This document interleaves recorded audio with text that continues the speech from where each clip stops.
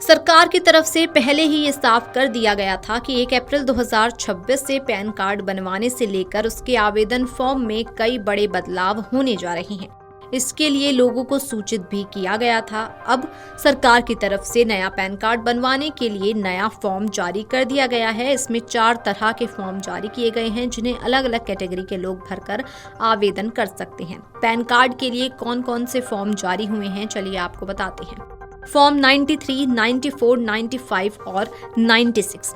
अगर आप भारत के नागरिक हैं तो पैन कार्ड भरने के लिए आपको फॉर्म 93 भरना है।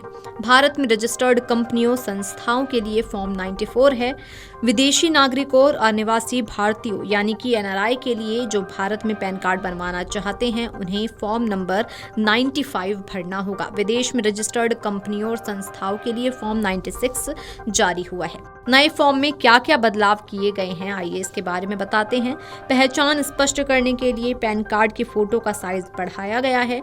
पैन कार्ड के नए फॉर्म में सिर्फ वे जानकारी ही मांगी जाएंगी जो जरूरी हैं और गैर जरूरी कॉलम हटाए गए हैं। ईमेल आईडी और मोबाइल नंबर देना अनिवार्य कर दिया गया है। आवेदन से लेकर स्टेटस जैसी सभी जानकारी ईमेल आईडी और मोबाइल नंबर पर ही दी जाएंगी।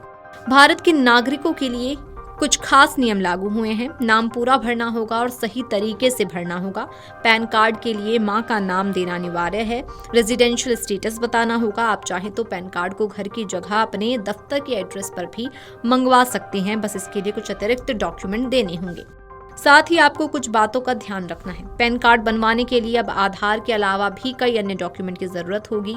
Voter ID card, driving licence, जन्म प्रमाण पत्र, passport, high school 10th class का सर्टिफिकेट या मार्कशीट या मजिस्ट्रेट के सामने दिए गए शपथ पत्र की जरूरत हो सकती है। इनकम टैक्स विभाग की ओर से दी गई जानकारी के अनुसार अब फॉर्म को ज्यादा छोटा और आसान बनाया गया है। इसमें खुद की ओर से खुलासा करना ज्यादा आसान बनाया गया है। सभी फॉर्म में मोबाइल नंबर, ईमेल और उसे ट्रैक करना आसान बनाया गया है।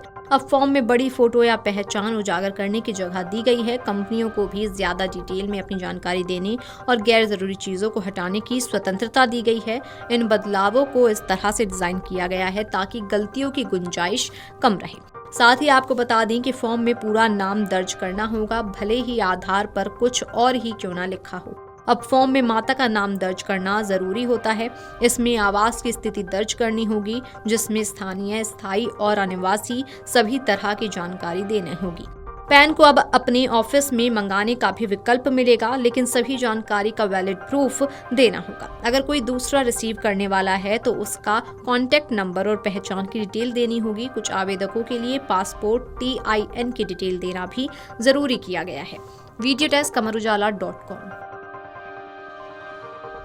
अगर आप ये वीडियो YouTube पर देख रहे हैं तो हमारे चैनल को सब्सक्राइब कर बेल आइकन दबाएं और Facebook पर देख रहे हैं तो हमारे पेज को लाइक करें।